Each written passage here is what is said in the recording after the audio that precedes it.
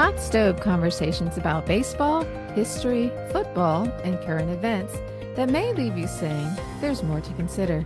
Now here's your host, Jack Moore.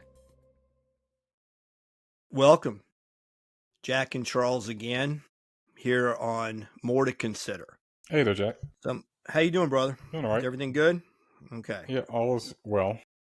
All is well. Yes. You're safe and sound. Okay. Okay. I know you've had a little bit going on here, but your injury, we won't get into too much on that. But anyway, okay. So we talk daily, pretty much, sometimes several times a day, because we're really close friends, and we talk about the world around us and how nobody gets it right but you and me. That's true. So that being said, you have a history. You're a veteran, and we always appreciate your service. Greatly appreciate your service to our country. So you're in that space where government shutdowns affect people you know. Yes. And yeah, it's not just, and this is this the longest now? I think it is. I think it's the longest. I'm kind of hearing those numbers. What's it pushing, a month now? It's getting close to, I don't know exactly what the 3 weeks at least total amount of days, but I think it's 3 weeks. Yeah. All right. So things are getting sort of iffy. What is your take, my great guest, or my co-host here? What's your take on it, brother? What do you got? What do you think's going on? I think the Democrats are having a really hard time trying to put the blame on the Republicans when it comes to this.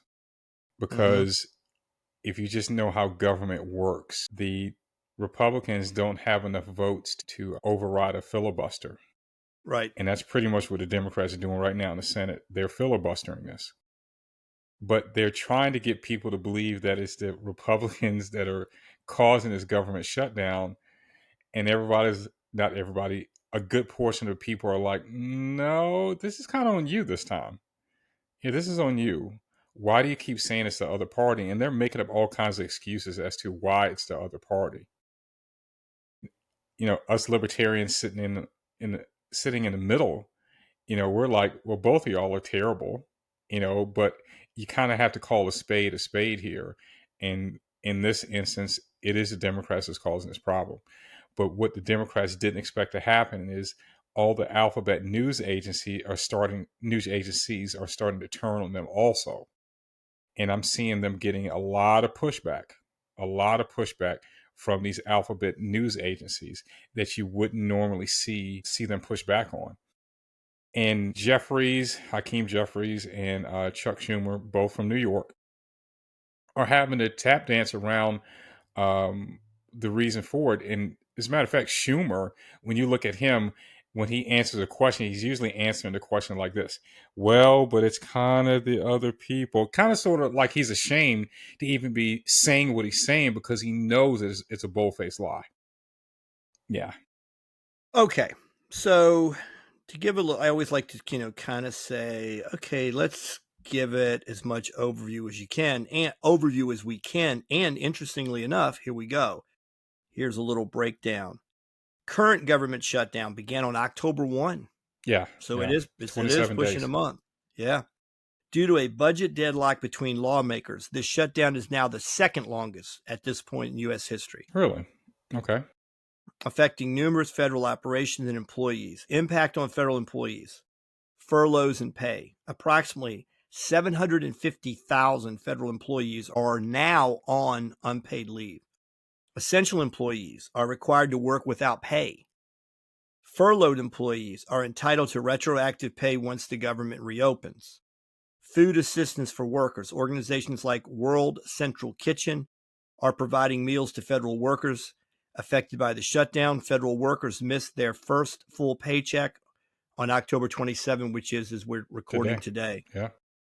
Effect on federal programs, Social Security and Medicare. Social Security and Medicare payments will continue unaffected during the shutdown. New benefit verification and card issuance may experience delays. All right, so they get into SNAP and WIC and legislative status. The Senate is set to reconvene on Monday, but previous attempts to pass a funding bill has failed. Lawmakers are urged to pass a clean continuing resolution to end the shutdown and restore federal operations. All right, so what we were talking about today, as I was grocery shopping and we were just catching up with life when we were on the phone together before we got started this evening recording, you have a take on this, and this continues to be a theme in every time we speak, every time we record. I always really wonder what anybody really believes. And again, poor examples, but right on point. And I'm watching Joe Rogan the other day, and he pulls out the 2008 Hillary Clinton. And he's like, dude, she's more MAGA than MAGA. Yeah. She's talking about immigration, send people back, go out in the streets and arrest them. She's saying all this because she's pushing against Obama for the Democrat nomination to run as president. So that's where she's at in 2008. Then, of course, I've seen videos of Joe Biden, 1994. And it's Senator Joe Biden. And he's like, yeah, I'm for this Defensive Marriage Act. What the hell?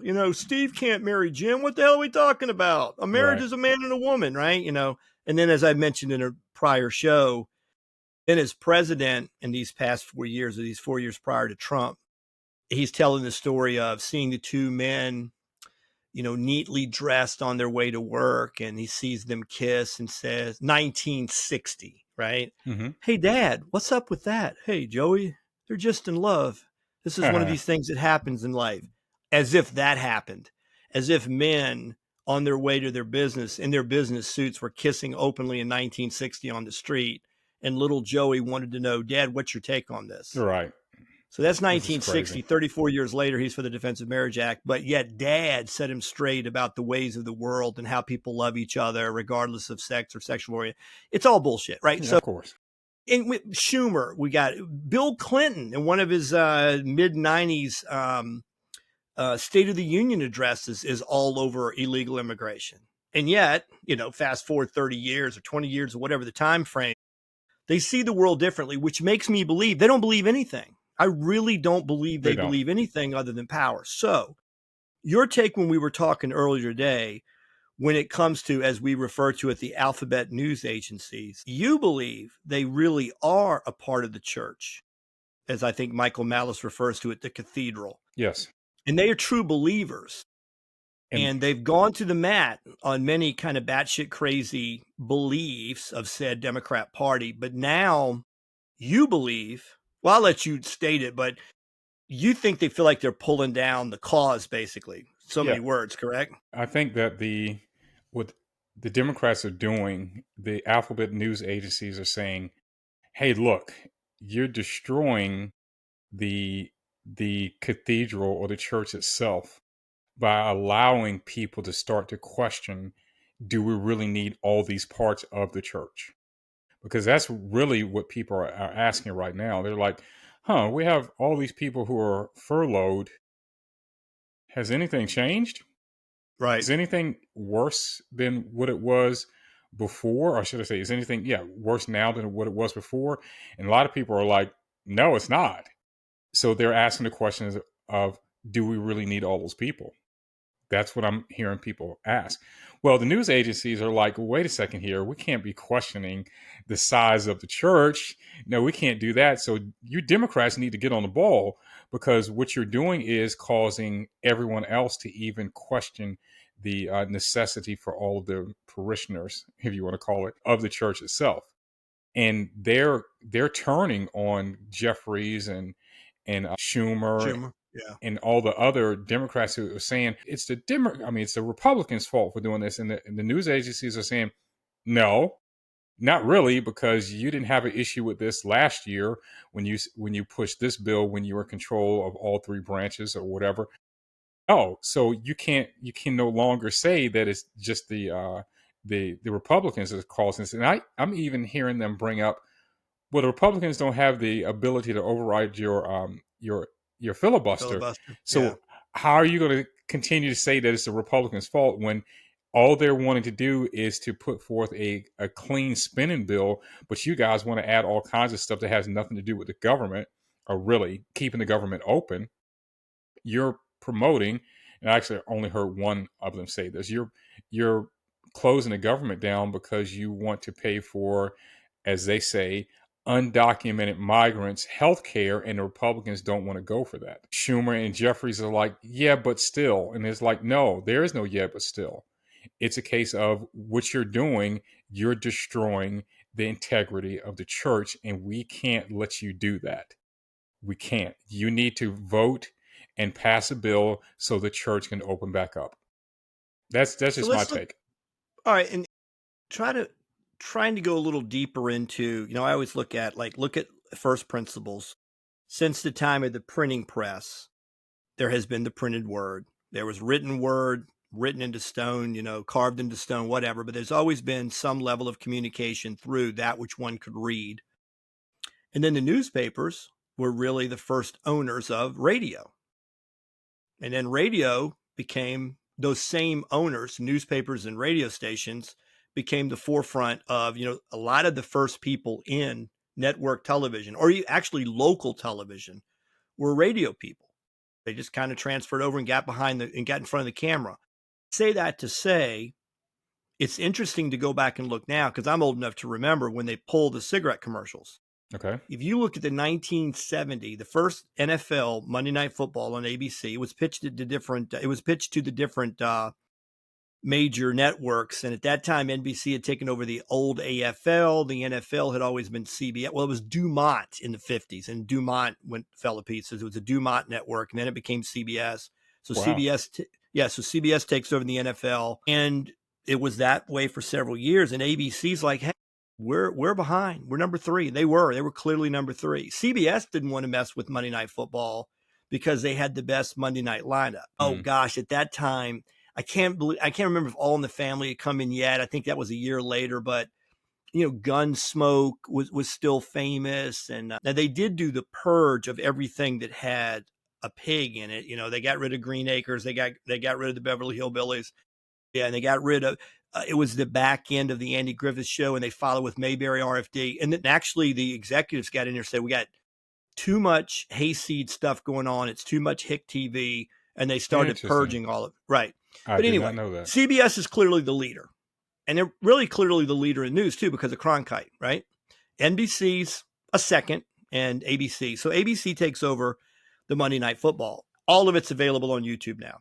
You can see that very first game where Cleveland hosts the New York Jets, and the New York Jets are still pretty famous because Namath had won a Super Bowl in the 68 season.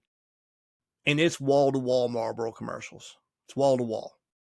And then right after that, they pulled the plug. It was January 1st. I guess it was 1971. So I grew up in a time. Now, if you go back further, Mary Tyler Moore, you're very familiar with, yes. I'm sure.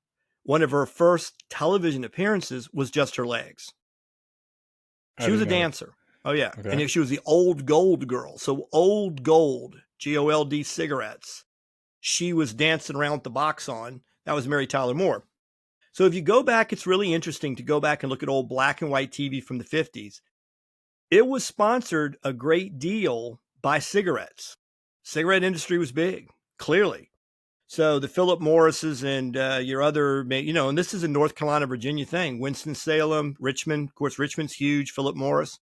So they're funding the show. So there's not a lot bad being said about cigarettes until the Surgeon General, they get this pass where Congress steps in and says you can no longer advertise cigarettes on TV. But where I'm going with this is, it has been said, and I get this part, you're watching network TV on a Sunday, and it's Lockheed Martin and Pfizer, to name a few. And they're doing a commercial for an aircraft, some type of military aircraft. You're not putting that in your backyard. So why am I watching this, right? Right. And then they're pushing a medication that has a whole list of side effects, which, it's an antidepressant drug, which can cause thoughts of suicide and death, okay, then, yeah. But the whole thing. And Saturday Night Live through the years has really made a lot of funny commercials, in parody of all the side effects of what you might take. But I can understand where the news media and the people behind the mic in front of the camera were pushing war and or a vaccine or anything else, because you kind of get like, hey, we're kind of heavily funded by these certain industries. We're probably pro that. So I say all that to say, radio's always been, to some degree, purchased by its advertisers. TV, as I've gone through, has always been influenced heavily by its advertisers and is to this day. So you have this tension of what can you say on the air that's adverse to who's paying your salary, basically. Yeah. Now we get into what is this marriage between the media generally, which leans left and has supported these Democrats for all these years. I hear what you're saying about the unraveling, but me personally, and this is what we can go back and forth about, I don't believe these people behind the microphones in front of the cameras at these particular networks have any soul at all. I think they're just all whores to whoever's paying them. I really do. Yeah, they're reading the So, teleprompter. right. But when you make the point like they're hurting the cathedral, I think even that might be orchestrated from behind the scenes somewhere.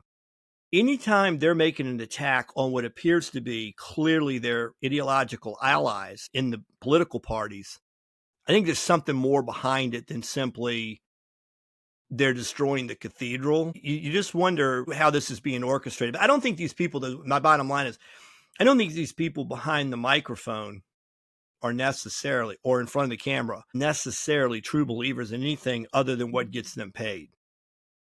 Yeah, they're literally talking heads. Literally, they're Max Headroom. And for anybody who remembers that TV show Yeah, I from the do 80s, remember. Sure. I don't think that the news agencies are really caring about the actual individual. They're using the big picture model that China uses. It's a case of so we may have allies within the party, and we may philosophically agree with those allies, but if those allies step out of line, we're going to get rid of them, or we're going to chastise them. But that would imply that they are on a team. Yes, they're on the team, but the allies that they have are actually becoming a detriment to what the greater good is, to use But the a greater social. good driven by what? The major manufacturers that pay their salaries? No, I don't really. That's what I'm asking. Like, can we go down a couple of layers and find that there might be a tension? Well, think of it this way. You bring up like Boeing and Pfizer. Do you think Boeing and or Pfizer would be as big as they are if it wasn't for the government? They wouldn't exist in the way they Exactly. do if it wasn't. That's exactly right. So I don't think that's really a issue. Boeing and Pfizer only doing what they're going to do because they need the government also. All right, so that would bring up the question. Would some of what we pretty much have described ad nauseum, all the way back to newspapers through radio to TV, are they hurting because of a government shutdown? Is it against their interest? I'm not exactly sure how government contracts work when it comes to a shutdown like this. I want to say that even they aren't being paid, but I think Possibly. I don't think they get paid on a monthly basis anyway. It doesn't really matter. Sure. And they're going to make that money back up in the long run anyway. So, yeah, I don't think it really is really affecting them. But what does affect them is that the government can't use its power, that it is monopolistic power that it has when it comes to writing policy, whether it be to go to war or to force people to take some sort of pharmaceutical medication. I think they look at, just my personal opinion, they're looking at this slowing that process down because they need laws, they need rules and regulations for their own existence. Boeing can't go to the Pentagon right now because there's not a lot of people there. Sure. All right. What about this too, though? I'm wondering if there isn't a sea change. I think it probably is. I think we'd probably agree that there's a sea change where, I mean, I know growing up, and I say growing up, I'm talking about even in the last couple of decades, when there became a government shutdown, I knew this. The media, minus maybe one outlet, was going to say it was a Republican's fault. And you could sit there and granularly, you could go through every level of it and go, well, what about this? What about, no, it's accepted. The Democrats have said it's on the Republicans because they're mean, they're Scrooge McDuck, and Right. they're going to, and so that's the way. I don't know if that was a good reference, Scrooge McDuck, and that's probably not the Yes. right guy, but it was some miserly piece of shit Republican that didn't want to pay the poor people, whatever. And that was always the spin. And of course, as they say, as the sausage is made, when you went deeper, you could kind of understand where the Republicans like, no, we're not going to fund this anymore. Or, no, you can't put that as a rider on this. No, you can't do that. But that's the part, of course, that was never discussed.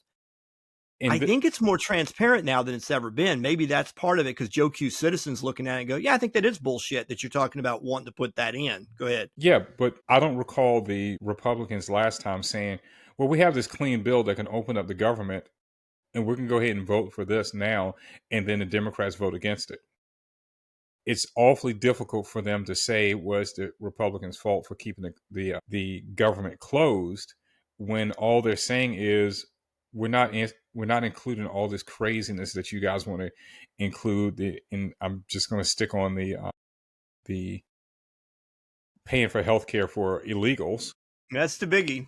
It's a huge issue. It's a huge That's issue. the one. Yeah. And strangely enough, when you ask the average American, pretty much everyone I've ever seen interviewed on this, do they think that we should be paying for this? 90+% of them is like, hell no. No, Right. we have enough issues here that Right. we shouldn't be doing this. And that's where the Democrats are losing. They're losing a lot of people in there who they thought were in their base that actually were on the fence. The people who are on the fence is like, no, I'm out of here. I'm not dealing with that. I'm not supporting what you guys are supporting. And you're telling me that you're willing to trade our government being closed for people who aren't even supposed to be here? All right. How about this twist? I think one thing that's possible with the media apparently or appearing to be at odds with or at an adverse position to the politicians they clearly seem to support. This is what I'm saying about I wonder what happens behind the scenes. Sometimes you can have someone play the part to get you off the hook, meaning, I mean, I don't know that they're not in cahoots and they're like, hey, media, shit on us. Say all the bad things you can, because then you're going to push us into a situation where maybe we have to concede some points and we're going to go like, hey, even the media was against us. It's possible. Like they see the landscape and they realize the American people aren't buying this. So instead of those networks continuing to go down that same path with them, and then everybody gets caught in the undertow, they can get somebody to kind of pull them out by being against them. And then when they concede, they can say, like even the media was against us. Like, I mean, we're seeing the light. Because again, what good does it do if this is the wrong position to take? We just accept it. Wrong position, Democrats. You're not going to win on this. You're clearly not going to win on funding the health care of illegal immigrants, whatever. It's just a bad issue to them. Then having the media on their side to continue to go down that road doesn't really help anything because they've lost credibility as it is. Yeah. And this might be a little bit of a ploy on their part too to gain some credibility back. Get some. Yeah. Right? Never thought about that. Never thought about it. Yeah. Because and then 5 years from now when they're again crazy on the left or for left causes. Hey, remember 5 years ago, we were the ones calling for the government, reform on the government shutdown. We were the ones calling the Democrats out. And you'd have to go, oh, yeah, that's right. You did do that. You never did it on any other issue. Yeah. So I think that there's always a lot in play. And this is what we do. We sit around and talk about these things and try to figure out what the hell other people are thinking that are in positions that we're not. But it all comes down to the government has mechanisms for its funding, and it funds things. And since the beginning of time, since the formation of the country, however close it was to the original Constitution, as far away as it is now, Congress is supposed to deal with these things. The House and the Senate are supposed to get together and discuss and vote for bills related to how the government's funded and what the money is spent on. I mean, we know that part. So here we are. But I do think you're also very much correct in that one of the bad things that could be going on too is we just mentioned 750,000 people. It's a country of 330 plus million, whatever the hell the number is. Maybe it's pushing 350 million people. So if you're at 750,000 people that's adversely affecting their wallet, that leaves a great portion of the country saying, hey, I really feel for those essential workers or whatever you want to call these people in these government positions, but it ain't affecting me. Right. Yep. I'm still getting to work. Yeah, it's not affecting me. And if you let that window expand long enough, it might start to take, because again, we're of an age where we've heard government shutdowns will be the actual end of the earth. Yes. All living creatures as we know it will cease to exist. I mean, that's what we've been told. Yeah. It's never really been that. No. It's, like you can't get into a park, or something like, Right. the national park, I can't get into it. Like, oh, darn, I was in DC. I wanted to go see the Washington Monument and I can't. It's a pisser if you've never been to DC before, but you kind of live through it, right?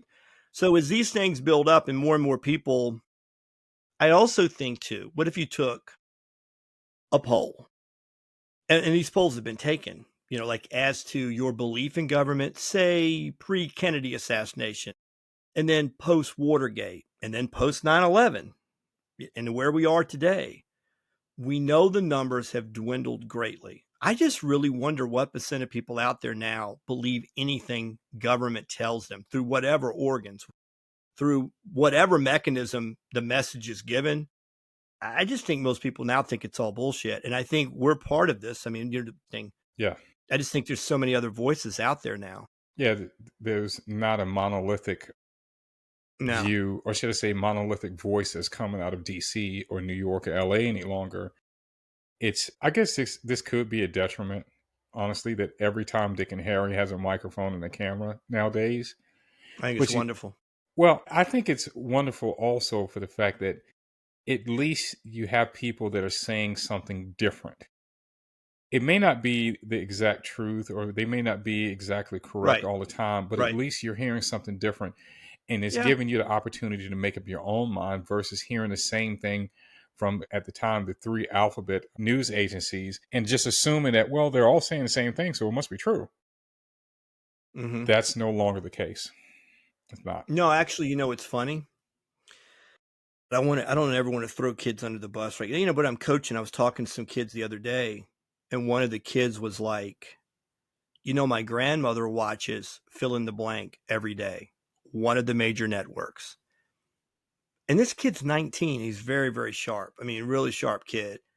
And we were talking. He goes, Coach, us males of our age, and it's all races and ethnicities, believe me. He goes, we're all kind of over it. Like, we hit COVID during the 8th grade, 7th grade, but we saw older classmates not get their prom, not get their grad. They saw this, and they're seeing through government. I believe it. And people on the right would like to say they're turning more conservative. But I think what they are is they're becoming more skeptical. They're just like, I don't believe this shit. Yeah. And he says, Grandma believes everything they say. Everything. Yeah. And I go, Grandma, and none of it's true. Trump was not a Russian agent. Did you not see that? And he kind of, he's telling me he's 19 years old, and he goes, but she wants to believe in Santa Claus. She still wants to believe, don't take Santa Claus away thing. And I said, yeah, I get it. Yeah. I get it. Because he grew up in a time where there were the 3 channels and they all said the same thing. So it must still be true. Right. Well, and you trusted Cronkite. And there was and I've mentioned that it was, I don't know if it was you I was talking to, but I was talking to somebody the other day. I was talking to somebody, it was not you, but it was another friend. And we were talking about music, and she said, did you ever hear Tony Childs? I love Tony Childs. Absolutely love Tony Childs. And I said, let me tell you how great the 80s were. I absolutely love Al Green. Like, I love Al Green more than life is. I just think he's phenomenal. Grew up listening to Al Green. So I said, I'm watching, somebody posted this on YouTube, 1987, Dave Letterman. And now I have the new recording artist with her new album out, blah, blah, blah, Tony Childs. She starts singing, Let's Stay Together. Al shows up. Al Green. Oh, yeah. So the two of them are getting after it. Now, get this. Carlos Santana is behind them on the guitar. There's a drummer. I feel terrible that I don't know this. There's a drummer there's the world-renowned drummer. Then the sax section, David Sanborn's there. Wow. I have like 21 David Sanborn CDs. David Sanborn, and he passed away just recently. Love David Sanborn, right? Then I'm looking at the comments. Where were you in 87? Wasn't that the best ever? Oh my gosh. You could go to bed at night, watch Carson followed by Letterman. And it wasn't all this political bullshit. It's Letterman with Tony Childs and Al Green. And on the sax, Dave Sanborn. And on the guitar, Santana. Then people started to point it out, and I kind of double-taked and looked through it. Etheridge, unknown Melissa Etheridge, is one of the backup singers. It's clearly Melissa Etheridge. But this was the 80s. All of these people that, we look back at and we think, wow, these were artists of a particular time period. They're on the Dave Letterman show. Right. That's what we watched. And it was these great artists. It was great music. And it was just a different time. So in that era, we did believe in more things. And one of the things that's broken my heart, really post-COVID, is all the people that I really liked growing up, that I just thought were Hollywood types or celebrities. They're all full of shit, right? Yep. And they start speaking about things like, no, please shut up, because I always wanted to like you. I liked your music, so please Right. don't tell me. Right? You know what I mean? Right. It's like, don't ruin it. Don't ruin it, because I always thought I liked you, but I didn't know you were that. Yeah. And when before, you could be all those things in the background, and we didn't have to know your politics. And Yeah. it's been a tough 10 years because of that. I agree with you 100% on that. And I don't even know if we can ever change that back, but No, well, I mean, I'm still waiting for the parts for my time machine. They're on back order. I thought you were, of course, Yeah. you do have to make your plea for the asteroid at some point. Yeah, it's coming. Yeah, it's Okay. on its way. Yeah. All right. What else would you like to say about the government shutdown and Dave Letterman and Al Green and all that kind of stuff? I'm just glad that people are starting to question the quote unquote official narrative that's coming out of the news organizations, and actually coming out of at least one half of Congress. So that's all. I think it's a good thing. I really do. All right, brother. Love you. We're going to You be back. We'll be talking about something else again real soon. This is More to Consider. Please like, subscribe, and comment. I won't read the comments. Chuck might, maybe. Because I'm worried about your comments sometimes, but keep them somewhat nice. But no one's going to argue with me about Tony Childs and Al Green behind the microphone, though. If we're going to watch that together, because it's good stuff, Okay. All right, brother. Take care. Right. We'll be back again soon. Thanks. Thanks for tuning in. If you like the show, subscribe and hit your notification button to get an update when we post another episode. See you soon.